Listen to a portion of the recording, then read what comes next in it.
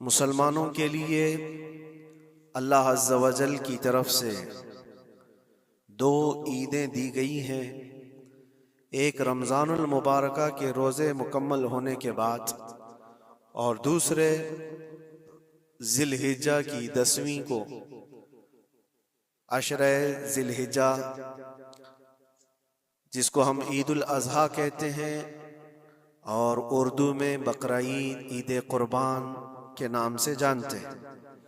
یہ دو عیدیں اللہ تبارک و تعالیٰ کی طرف سے مسلمانوں کو دی گئی ہیں۔ ان عیدوں کے دنوں میں روزہ رکھنا بھی جائز نہیں ہے، خوشیوں کے دن۔ اور یہ جو ایام چل رہے ہیں پہلی ذی الحجہ سے لے کر 10ویں ذی الحجہ تک، اس کا ذکر تو اللہ تعالیٰ نے قرآن میں یوں فرمایا والفجر ولیال عشر، فجر کی قسم اور 10 راتوں کی قسم۔ اور وہ 10 راتیں کون سی ہیں؟ پہلی ذی الحجہ سے لے کر 10ویں ذی الحجہ تک کی رات، یہ 10 راتیں اتنی عظمت والی ہیں کہ اللہ خود ان کی قسم فرما رہا ہے، اللہ ان کی قسم یاد فرما رہا ہے۔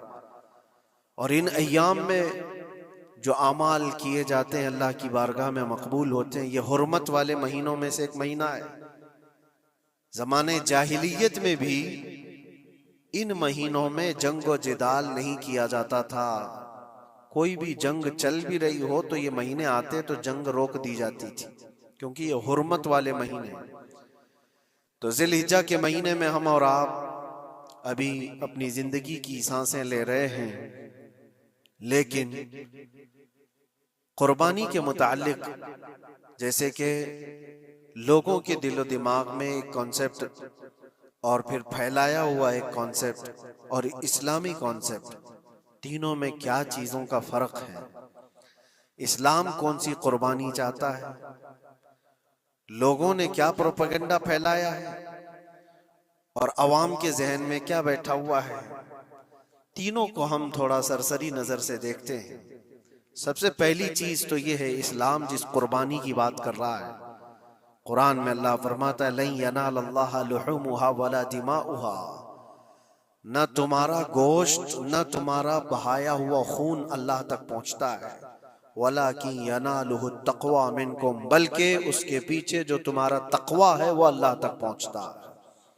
تمہاری نیت دیکھی جا رہی ہے، تمہارا اخلاص دیکھا جا رہا ہے۔ اسی لیے کہا گیا کوئی گوشت کھانے کی نیت سے قربانی کرتا ہے تو اس کی قربانی ہوگی ہی نہیں۔